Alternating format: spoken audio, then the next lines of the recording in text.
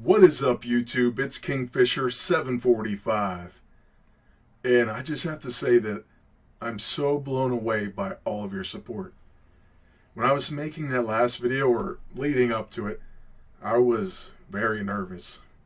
For one, I've never been on camera before. And for two, I just didn't know how I'd be received or how I'd be welcomed back, if at all. And the response was overwhelming.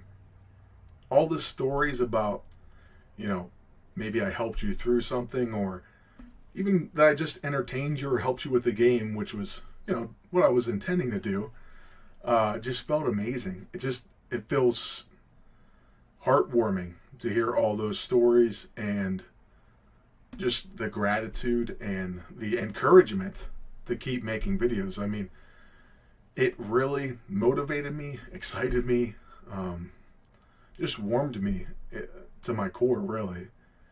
And I cannot thank you enough. I try to reply to the comments. There were so many. I couldn't get to them all. I still feel bad about that. I used to try to reply to comments, especially as my channel was coming up. And, when you get more and more and more, it becomes harder. But you appreciate that growth and more people coming in. It just takes more and more and more time. And right now I don't have unlimited time, but I do want you to know that I read the comments. I replied to a lot of them, especially early on. I continue to see them as they come in, and I'm grateful for every single one of them. And I'm grateful for all the likes. Like I said, the fact that you guys were so enthusiastic makes me enthusiastic about coming back and making videos. So I just thank you all. I hope that you continue to watch. I know you're not going to watch every video, probably. Some of you will. But, hey, like I said, if you stop in from time to time, let me know how you're doing. I think it's incredible, especially those of you that have literally grown up since the time that maybe you started watching me till my return. I mean, going from middle school or high school or whatever, and you're an adult, or you're through college, or you're in college. I mean, those stories are amazing as well. So I appreciate it. I really do.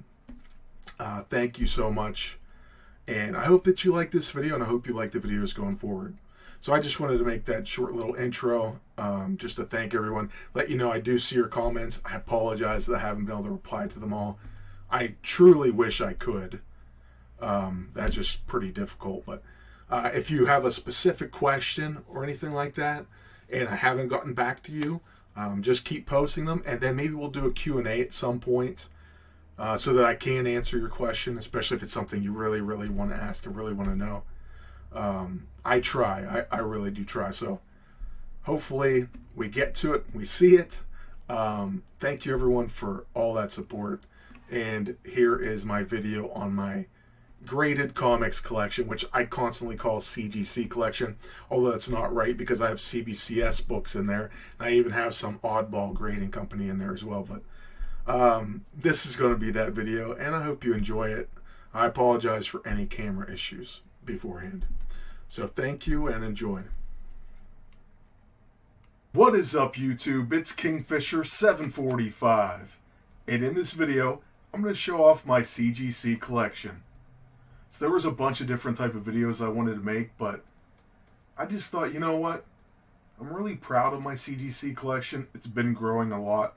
And you know what? When I say CGC, I guess I should just say graded comics, because I do have some CBCS books, and they do a fantastic job as well. And then I believe I have either one or two kind of off-brand graded books. We'll get to those. But anyways, it's not like I'm going to re-slap them or anything. They're just not worth it. I've actually spent some time working on lighting and reflections, but I honestly cannot stop the glare, especially off these books. I know that it can be a problem with the slabs, and then they are in kind of like Mylar sleeves. I took them out of the sleeves. They still had glare, so I'm just going to leave them in. I think I have the positioning kind of set to where it shouldn't be too bad. So hopefully it's not terrible, and I'm trying to learn as we go along here. But I do want to point out a couple things. So first of all, we have a BCW graded comics box. So this is relatively new. I got this with money that I received for Christmas gifts. And so we got this, and we actually have one other one. They're both not completely full, but I have a decent amount of books. Definitely proud of it. It's grown a lot over the past year. I'm talking tripled or probably more than that. And as far as a stand, I actually just 3D printed this. And now I am having a little issues with it pulling up on the one side. I'm going to have to re-level the printer bed. But it came out pretty decent, and I think it's going to work out pretty well for this. I pretty much found a phone stand, and I just increased the size. It was about the best I could find. So anyways, we're not going to wait too long to get into this, all right? My first book is actually from my very favorite character. Some of you may remember that or recall that from Marvel Avengers Alliance, but these are in alphabetical order. And it's going to be Amazing Spider-Man, okay? So hopefully at that angle it's not too bad. Now this is my really oddball graded comic, all right? Basically, it's from something called, it says CGG or CG Group World or Comic Grading Group. I have no idea. I picked it up for really cheap. I loved the cover always since I very first saw it. Quicksilver is an awesome character as well, and it just has really great art, I believe.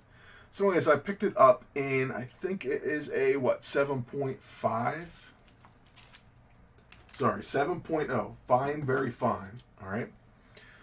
So that's Amazing Spider-Man number 71. And this is definitely my only graded comic from this company. All right, I definitely don't put a lot of stake in them or anything like that. Just happen to get it for a good deal and like the cover. All right, so we're going to try to go through these relatively quick.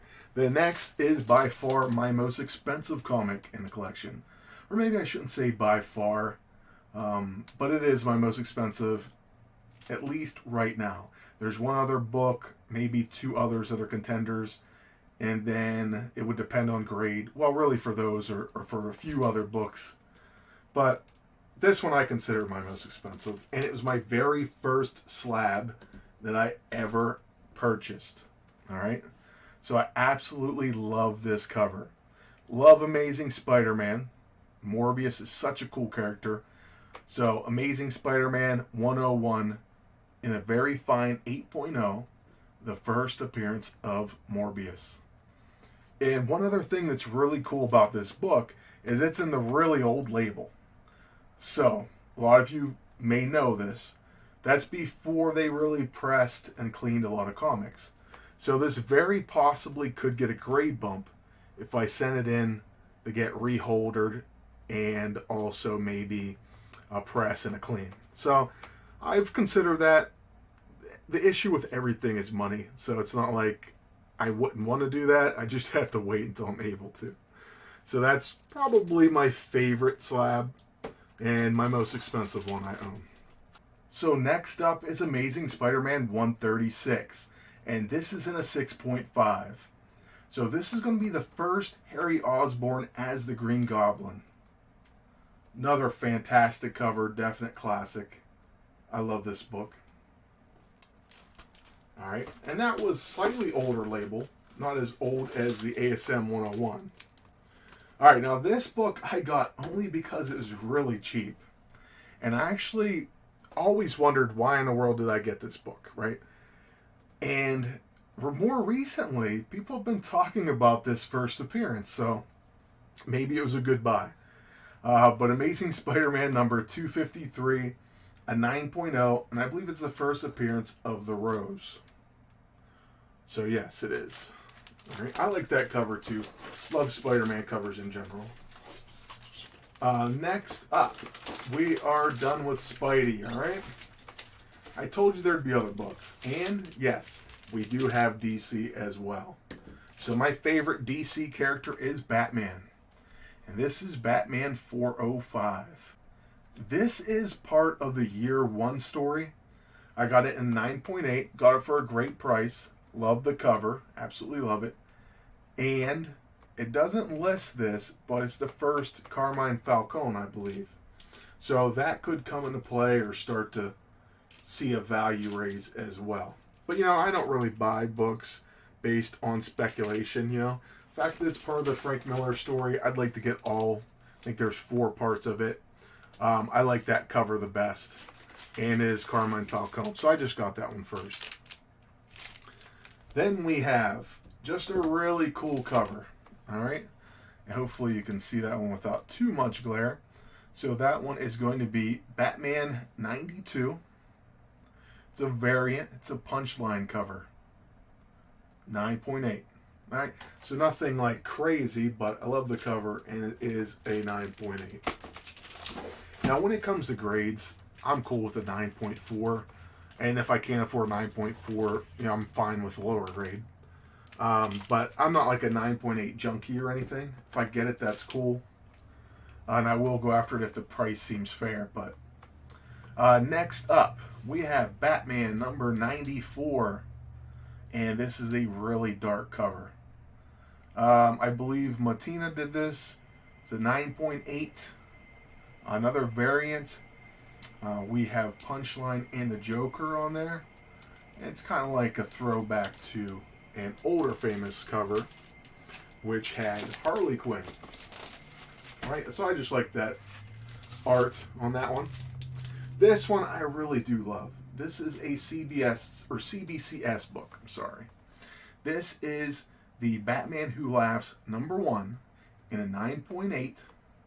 It's the first appearance of the Grim Knight, and it's like a cover swipe from Batman 251, which I love that book, and I do have a copy of that. We'll look at it at some point in the future. But this book is signed by Mike Mayhew. So I absolutely love this cover, love the art, love the fact that it's a signature book, and it's my first signature book that I ever owned also, by the way. So, yeah, that's definitely a favorite, especially as far as modern comics are concerned. Next up, we have The Crisis on Infinite Earths #7. This is also a 9.8. Okay, this is the death of Supergirl.